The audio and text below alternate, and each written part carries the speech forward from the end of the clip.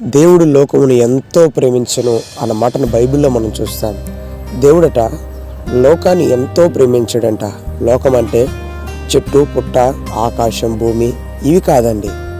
లోకములో ఉండే సమస్త మనుషులను ఆయన ఎంతగానో ప్రేమించాడంట. ఈ లోకములో ఉండే మనుషులు నీతిమంతుల యథార్థబుద్ధుల ఇతరులకు మేలు చేసేవారా, పరిశుద్ధంగా జీవిస్తున్నవారా? కానే కాదండి. నీతిమంతులు లేడు, ఒక్కడు లేడని బైబిల్ సెలవిస్తూ ఉంది.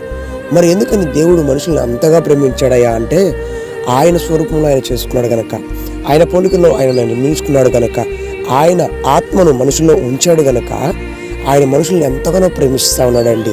దయచేసి గమనించాలి.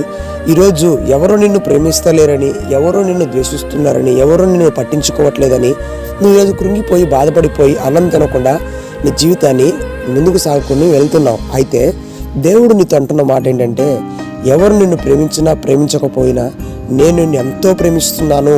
నీకు చదువు లేకుండా ఉండవచ్చు, అందం లేకుండా ఉండవచ్చు, నీకు ఆస్తి లేకుండా ఉండవచ్చు, నువ్వు పేద పరిస్థితుల్లో ఉండవచ్చు, అయినప్పటికీ కూడా నేను నిన్ను ఎంతో ప్రేమిస్తున్నానని దేవుడు సెలవిస్తూ ఉన్నాడు.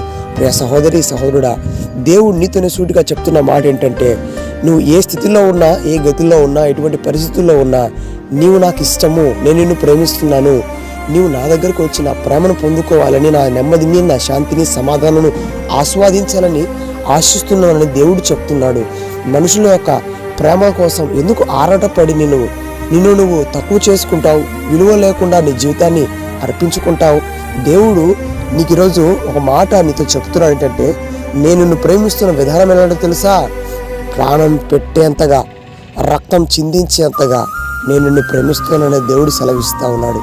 ప్రాణం పెట్టేంతగా దేవుడు నిన్ను ప్రేమించి నేను వెంటాడుతూ ఉంటే, ఈ ప్రేమను కాదనుకొని మనుషుల ప్రేమ కోసం, మనుషుల స్వార్థపూరితమైన ఆ ప్రేమ కోసం ఎందుకు ఆశిస్తున్నావు? రేమిత్రమా, వెనుదిరిగి క్రీస్తు ప్రేమను సంపాదించుకుంటావా?